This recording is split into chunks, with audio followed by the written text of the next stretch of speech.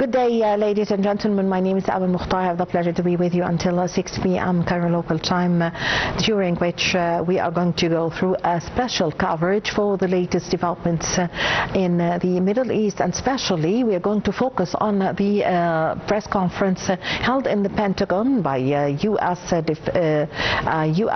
Secretary of War Pete Hegseth. And to shed more light on this, we have the pleasure to have with us over the phone our dear guest, Dr. Ahmed Maharem, journalist from USA. Good afternoon. Good afternoon, you are welcome. Dr. Ahmed, how did you follow the press conference in the Pentagon by the U.S. Secretary of War Pete Hegseth and also by the U.S. General Dan Kane? Well, the Secretary of Defense or Secretary of War his press conference this morning to explain to the media correspondents the situation, what's happening, and also to answer the question. It shows and represents actually there is no stability on the decision, political decision, or also another military decision from the United States, because the reflection of what's happening after more than 60 days, the conflict is quiet, but is again increased from the point that President Trump, he would like to do a deal with Iran according to his wishes, which is not acceptable by Iran. So it's like ping pong game. Each one has his own kind of feeling and interest, but I don't think that the conclusion of that will allow to the American president or the Pentagon team to do something better than what they are looking for. Yes, U.S. Secretary of War Pete Hegseth said on Tuesday that the ceasefire with Iran was not over. It's still there. So how do you see this statement?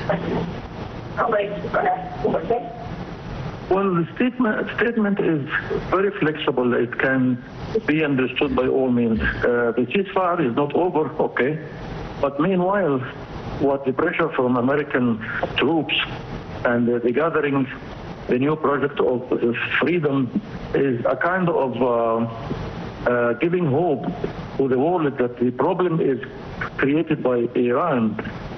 United States is trying to give a picture that Iran is the reason for this kind of escalating of the problem. While the gate was 60 months ago, was 2 months ago, 60 days ago, was open almost.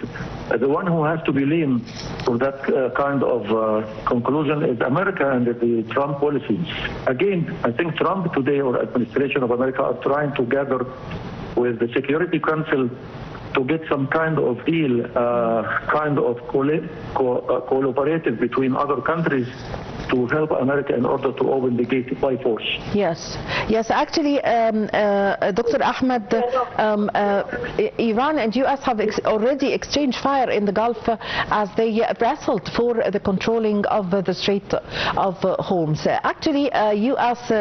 Secretary of War Hegseth said that the U.S. has successfully secured a path through the critical waterway, and that hundreds of commercial ships were lining up to pass through as Washington seeks to break the chokehold Iran have asserted on the Strait of Hormuz. How do you follow this? Well, America is trying to do more scenarios in order to gather other allies with America to do better solution or better kind of steps in the Hormuz Strait. I think that will never lead to a better solution. Iran has the geography in that kind of gate, and also has the capability. There is no kind of comparison between the capability of Iran and capability of the United States. The United States has $100 million expenses on the military, while Iran has only $1 million. That means that the capacity of America are 100% than Iran. But still, Iran on the geography and with the little capacity of they have own, I think they will give some hard time to America right now and in the future. Yes. Dr. Ahmed, also concerning the U.S. military have said it sank 6 civilian Iranian small boats and intercepted Iranian cruise missiles and drones after the U.S. President Donald Trump sent the Navy to escort the stranded already tankers through the Strait of Hormuz. How do you comment on this?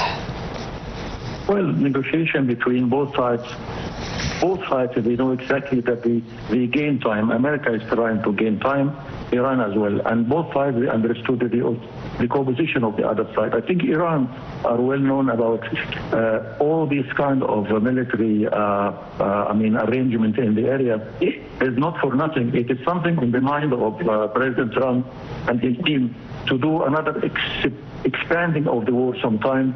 But Iran are also willing to do so. So let us wait and see what will happen.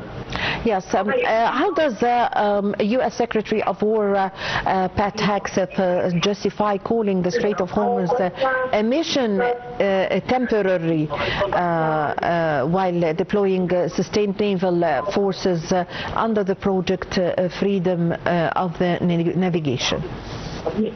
Well, theoretically, what he's talking about, it can be a kind of talk people can listen for it. Practically on the ground, it's going to be so difficult.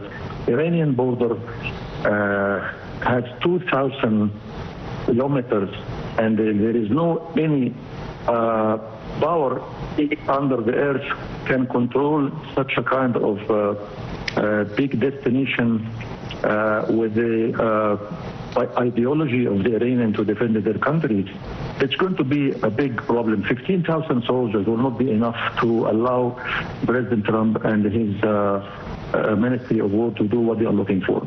Yes. Dr. Ahmed, how do you see Hegseth's claims that the operations, as we said, in the Strait of Hormuz, but at the same time he is insisting that the ceasefire is not over, it is still there, yet not abiding by it. And yesterday Iran started attacking targets and military bases in the United Arab Emirates. What's your comment on this? Well, I think the statement of the Ministry of Defense or Ministry of War shows how much there is a contract on what they are saying, what they are doing. So it's very unusual for us to understand what exactly are they meaning. They mean that they will do so and so. They will gather other military forces from the global to assist them. On the ground, it seems like something too different from that, very different. Yes. So is the U.S. strategy aimed at deterrence containment for the regime pressure? I think in the mind of President Trump, pushed by Israeli Prime Minister, that this war, they never, for the last 60 days, they have never achieved any of their target.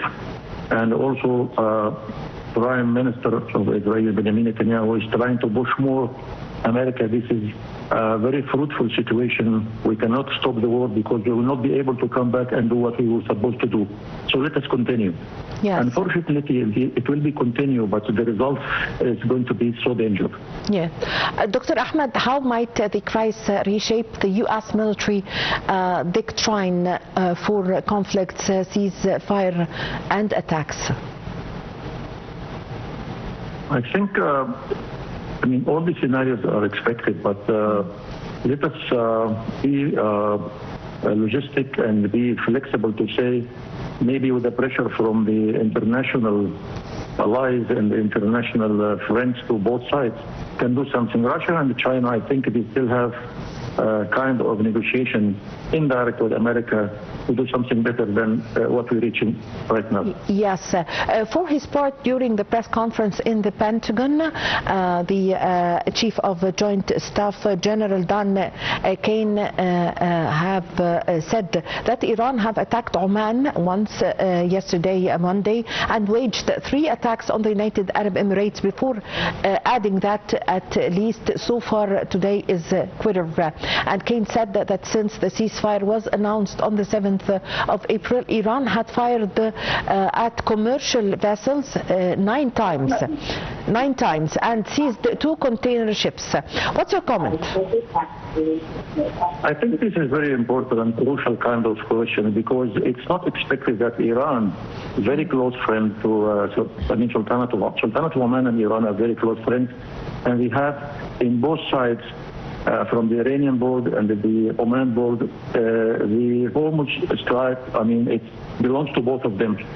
So we cannot expect that Iran has offered for the last 2 months a negotiation was taking place in their land between America and Iran. So we cannot expect that Iran can do something negative to Iran. What happened to the United Arab Emirates, it is something historically between both countries. But I think if the Iranian will be continuous to do this kind of reaction, that will increase the tension on the area, and Iran, it will continuously use their expected good relation with the neighbors and the state of Gulf.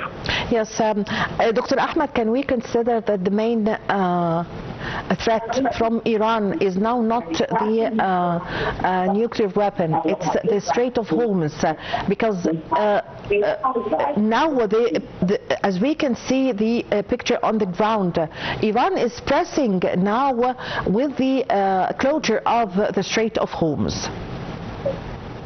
Well, I think both pressure from both sides, Iranian and Israel, has limits, because after 2 months the resistance of both will be considered. Also the resistance of the world economically will be also considered.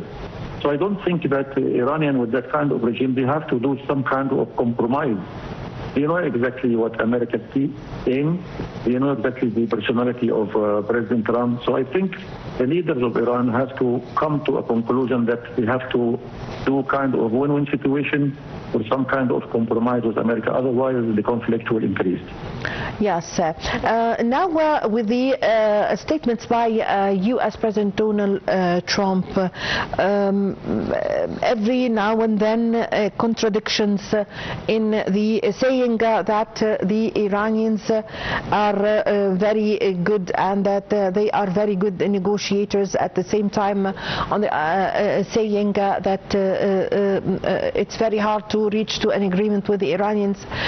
Give us an idea, what's your impression about the statements of U.S. President Donald Trump? Well, never mind, the diplomat's statement is always trying to facilitate the matter and give hope to the friends and the allies of America and to the American citizen as well, because Trump is very concerned about his local, yes, his local team, his local citizenship. So they have to give them some kind of hope. Yes, I thank you very much for your time. Thank you for your valuable information. Dr. Ahmed Maharem, the journalist from the United States of America. We really had the pleasure to have this phone with you. Thank you very much for joining us over the phone from the United States of America. Well, with this, ladies and gentlemen, we come to the end of our coverage, the special coverage. My name is Ahmed. Thank you for watching.